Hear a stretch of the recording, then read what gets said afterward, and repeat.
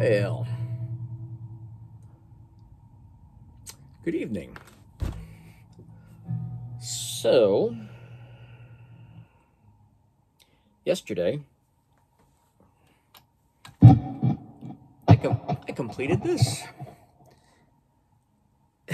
And this is Schecter Guitars top of the line model. It is made in at something musical instruments in South Korea. This guitar originally had a flamed maple. Previous owner had painted the whole guitar blue. And I mean the whole freaking guitar was blue. And you'll see why that was a bad thing in a second. So the paint on the front was nice, but the paint on the rest of the guitar was kind of iffy. But it just didn't look right. But this guitar is called the Schecter C-7 SLS Elite Multiscale. It has Fishman Fluence active pickups. Each one of these pickups has 3 individual voices. The volume knob, if you lift that energizes the second voice from the third voice. The third voice is metal. The second voice is a lot cleaner, but you can dig into it and get it really dirty, like for we'll use Bad Company guitar. And then there's the first voice. Well, the first voice is a single coil. So Stratocaster, think, in case you don't know what a single coil is, think Stratocaster has the single long pickup. What I'm going to do, right now it has a 3-position switch. I'm going to get the highway switch, which is a super switch, 5-position, and I'm going to make it so it fits in the same position. It just goes 5 instead of 3. And I'm going to make it so I'm going to be able to activate each one of these pickups, all 3 of the voices individually. So if I have on a middle position on a guitar with 2 humbucker pickups is both pickups. Pardon me. So what'll happen is you'll put it in the center position, pull up one of the knobs, and then push the top of the switch over, and you'll be able to access, oh shit, sorry, wrong one, the neck pickup, and you'll be able to activate a single coil while using a humbucker to create a little bit more stratty sound. So pretty much with a super switch on this guitar, I mean, really, you could make it do anything. It is a 7-string multi-scale. So I'm sure you can see that the frets look crooked. Well, the top half of this guitar, all right, so we'll step backwards for a second. Gibson Les Paul single cut guitars. I'm sure everybody knows what a Les Paul is, or most people. Slash Guns N' Roses, that's a Les Paul. That has a 24.5-inch scale length. And that scale length is measured from the bridge to the nut on the front of the guitar. And the nut is the plastic or bone thing where the strings ride through at the top of the neck. On a standard guitar, like a Fender Stratocaster, it's not 24.5, it's 25.5 from the bridge to the nut. Now you go into what's called a baritone guitar. A baritone guitar has nothing to do with bears. Sorry. A baritone, oh my God, I just did it. Shit, I just screwed myself up. A baritone guitar has a 27 or 28-inch scale length. So in that like death metal, heavy metal, they use baritone guitars because there's not a lot of reflection in the strings. It's more thump, thump, thump, thump, you know, that driven, crunchy sound. And that's what baritone guitars are good for, because they create such a deep sound. They use very large gauge strings. Well, the problem with a baritone guitar is if you play anything that allows you to bend the strings, there's so much tension on these lower strings that it is really, really difficult to bend them. And if you bend a smaller, or put a smaller gauge string on it and bend it with all that tension, the string's going to snap. So, I mean, there's pros and cons to both, or to all three types: 24.5, 25.5, and 27, 28. However, so what they do with a multiscale is they allow a longer scale length on the top, which is 27 inches. On this is actually 27.5 inches. And it allows the string, because it's such a heavy gauge string, it's not flopping around. It allows to keep all that tension, the correct tension on this. But down here, this is a 25.5 inch scale length, which is a standard scale length Fender Stratocaster. And so with that, you're able to use standard size strings like these. Have 9s on here, and you can bend to your heart's content without worrying about breaking any of these strings. And you can actually bend because it's not fighting you while you're trying to bend. So multi-scale is useful. But this is a really, really cool guitar. The back. So this has a 1, 2, 3, 4, 5, 6, 7 piece neck. 7. This is a 7-piece neck. There are 7 pieces of wood wedged together to make this, to create this neck.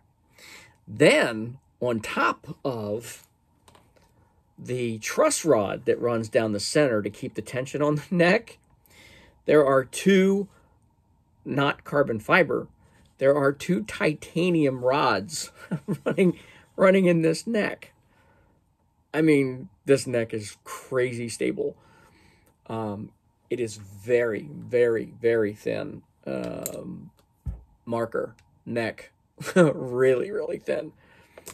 And it weighs, this one actually weighs 6.8 pounds, which really is nothing. It's very, very, very light. The wings are maple.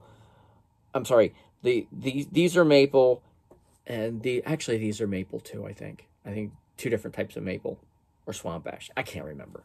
Anyway, I think I should know those things if I'm reviewing a guitar right. So, fixed bridge, no tremolo, push pull both volume and tone, locking tuners, locking Schaller tuners, which is nice. Anyway, so yeah, this is a really neat guitar. So I refinished it. The color that you see is single stage sage green metallic flat. So it's sage green metallic flat with 3 coats of 2K clear lacquer on top. The metallic in this thing is really, actually you can't see it without the sun shining on it, but with the metallic on this thing, it's really, really pretty. So, yeah, I enjoy this thing a lot now. Shit. Wow, no wonder there's no noise coming out of there. You have to actually have to be plugged into things. Who knew, right? What a dork. Anyway. All right, I think I'm gonna try this again.